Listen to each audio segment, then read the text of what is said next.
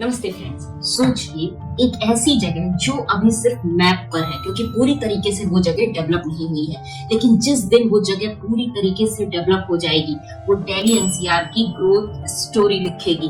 एक ऐसी जगह जो खुद में एक मिनी सिटी होगी। जी हाँ, ऐसी जगह जहाँ पे residential, industrial, schools, hospitals, malls सब कुछ आपको मिलने वाला है। साथ में मिलने वाली है एक्सप्रेसवे से डायरेक्ट कनेक्टिविटी, साथ में आपको मिलेगी आईजीआई से कनेक्टिविटी, आपके पास होंगे रेलवे स्टेशन के लिंक, आपके पास होंगे मेट्रो की कनेक्टिविटी। तो ऐसी जगह का सपना देखा किसने? एक ऐसे इंसान की जीन्स ने इस पूरे इंडिया को ही क्या पूरे विश्व में अपने नाम को एक ऊंचाई तक पहुंचा दिया है। जी हाँ, मैं बात कर रही हूँ मेड सिटी की।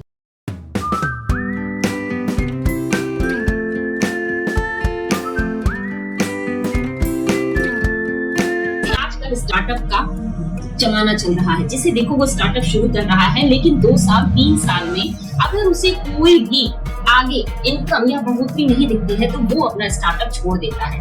लेकिन ऐसे ही कोई धीरू भाई अंबानी, कोई रिलायंस, कोई अडानी नहीं बनता, क्योंकि अगर आपको इतना बड़ा नाम बनना है तो आपको पेशेंस भी रखना होगा। जिस तरीके से धीरू भाई अंबानी ने पेशेंस रखा और आज उनके बच्चों ने नींव रखी है जी किसकी? मेड सिटी की। जी हाँ, रिलायंस मेड सिटी 8,250 एकड़ में। सोचिए 8,250 एकड़ इतने बड़े में तो कहीं कहीं देश हुआ करते हैं। जी हाँ, तो एक छोटे से देश की कमान रिलायंस मेड सिटी के नाम।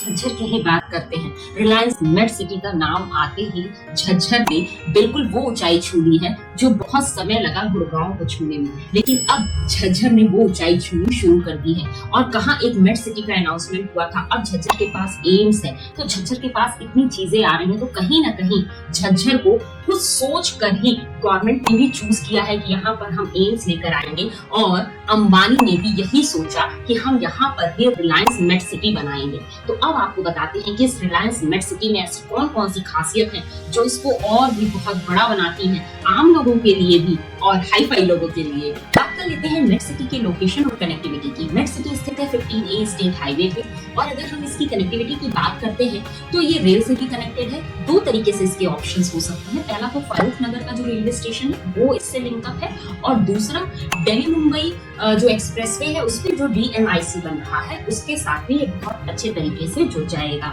KMT की कनेक्टिविटी इसके साथ है ही। उसके बाद गुड़गांव की कनेक्टिविटी थ्रू द्वारका एक्सप्रेसवे।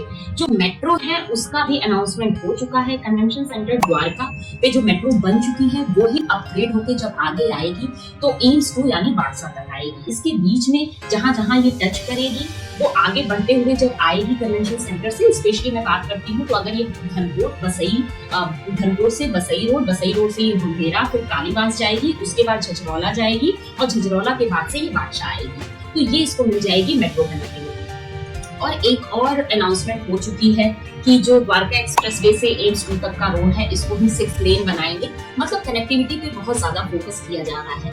और अभी जस्ट एक न्यूज भी आ चुकी होगी, आप लोगों को भी मिल चुका होगा कि UER2 को भी पूरी तरीके से ओपन कर दिया गया है। तो जैसे द्वारका एक्सप्रेसवे पूरे इंडिया में एक डायमंड की तरह चमक रहा है, उसी तरीके से मेड सिटी भी चमकेगा, क्योंकि आसपास जो सारी इंफ्रास्ट्रक्चर है वो अच्छे तरीके से डेवलप की जा रही है। स्कूल्स, कॉलेजेस, ये सारी चीजें हैं या नहीं है। तो सबसे बड़ी बात कि यहाँ पर आपको SGT मेडिकल जो कॉलेज है वो मिलता है, आपको एम्स 2 मिलता है, आपको सहवाग इंटरनेशनल स्कूल मिलता है। तो इस तरीके से यहाँ पर अपकमिंग और भी स्कूल और कॉलेजेस आएंगे। तो फिलहाल ये बड़े नाम के ये स्कूल और कॉलेजेस यहाँ पर बात कर लेते हैं कि यहाँ पे हॉस्पिटल भी हो गए, स्कूल भी हो गए, हमें कनेक्टिविटी भी अच्छी मिल गई।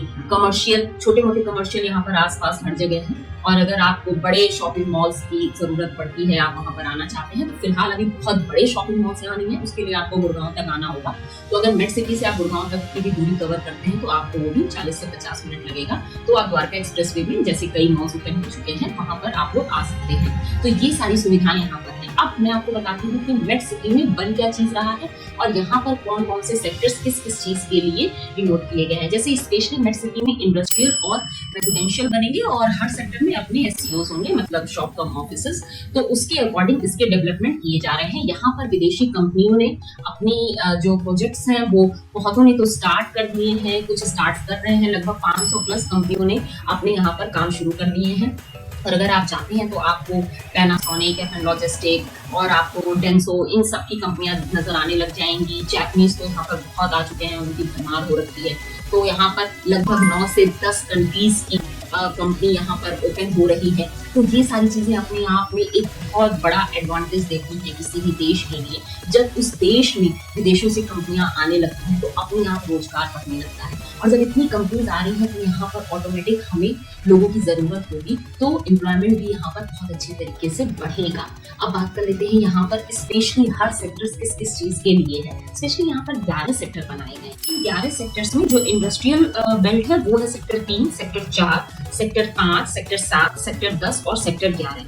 अब अगर मैं बात करूँ किस टाइप की कंपनीज हैं, तो इसमें लार्ज, मीडियम और स्मॉल हर तरह की कंपनीज ओपन हो रखी हैं। और यहाँ पर जो साइजेस हैं, मतलब अगर आप यहाँ की इंडस्ट्रीज में इन्वेस्ट करना चाहते हैं तो जो साइजेस हैं वो 750 स्क्वायर मीटर, जिसे 900 गज कहा जाता है, से 24 एकड़ तक के यहाँ पर आपको लैंड पार्सल मिल जाएगा। और अगर प्राइस की बात करती हूँ तो 25,000 से लेकर अप टू 50,000, 55,000 स्क्वायर यार्ड तक यहाँ का प्राइस जो है वो चल रहा है। मैं बात कर लेती हूँ रेजिडेंशियल बेल्ट की। तो जो रेजिडेंशियल बेल्ट है वो भी सेक्टर 8 है। यहाँ पर 110 से 180 स्क्वायर यार्ड तक आपको जो मिल जाएंगे, प्लॉट्स मिल जाएंगे। और अगर मैं प्राइस की बात करती हूँ सो वो लगभग 80,000 से लेकर अप टू 1 लाख तक आपको स्क्वायर यार्ड तक आपको यहाँ का प्राइस मिलेगा। और यहाँ पर वो सारी चीजें हैं, मतलब आपको यहाँ एसईओ भी मिलेंगे। एसईओ बहुत कम है, इसलिए जो उसका प्राइस है वो थोड़ा ज्यादा है। 2 लाख से लेकर 2.5 लाख पर स्क्वायर यार्ड तक यहाँ पर एसईओ बिक रहे हैं। और यहाँ पर बिल्डर फ्लोर भी बन रहे हैं। इतनी बड़ी अगर कोई टाउनशिप बन रही है तो इनके पास खुद के फायर स्टेशंस हैं। यहाँ पर आपको वाटर पाइपलाइन मिल जाएगी, प्रॉपर जो पावर के सब स्टेशंस हैं वो भी यहाँ पर हैं। क्योंकि इतनी बड़ी टाउनशिप को मैनेज करने के लिए हर चीज अलग से चाहिए, तो वो सारी चीजें इन्होंने बहुत अच्छे तरीके से मैनेज की है। सिक्योरिटी भी इनकी बहुत ही टॉप क्लास की है।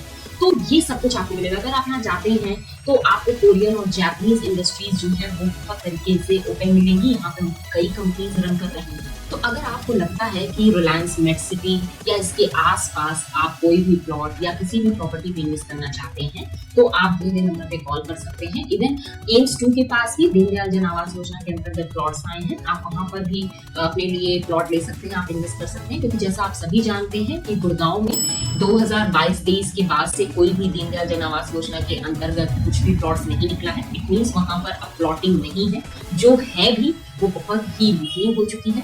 सो नियर बाई अगर आप झज्जर के आसपास या रिलायंस मेट सिटी के आसपास या एम्स 2 के आसपास आप इन्वेस्टमेंट करना चाहते हैं तो हमारे पास प्लॉट्स हैं। आप दिए नंबर पे कॉल करें। अगर वीडियो अच्छी लगी हो तो प्लीज लाइक, शेयर और सब्सक्राइब जरूर कीजिएगा। क्योंकि आप सभी जानते हैं कि यहाँ पे धीरूभाई अंबानी का जो छोटा सा सपना था आज रिलायंस मेट सिटी के रूप में एक महा सच्चाई बन गया है। झज्जर का फ्यूचर यहाँ लिखा जा रहा है और दिल्ली एनसीआर की कहानी यहाँ से दोबारा शुरू होगी। और आप तैयार हो जाइए क्योंकि मेट सिटी के साथ आप भी अपना एक नया चैप्टर लिख सकते हैं। तो अगर आपको लगता है कि मेट सिटी में आपको भी खुद का एक चैप्टर लिखना है, मेट सिटी में अगर कुछ महंगा लगता है तो इसके आसपास भी बहुत से प्लॉट्स हैं, वहां पर भी आप जा सकते हैं। तो अपनी कहानी खुद लिखने के लिए आप जरूर हमें कॉल कीजिए। मिलेंगे अपने अगले वीडियो में, तब तक के लिए नमस्कार।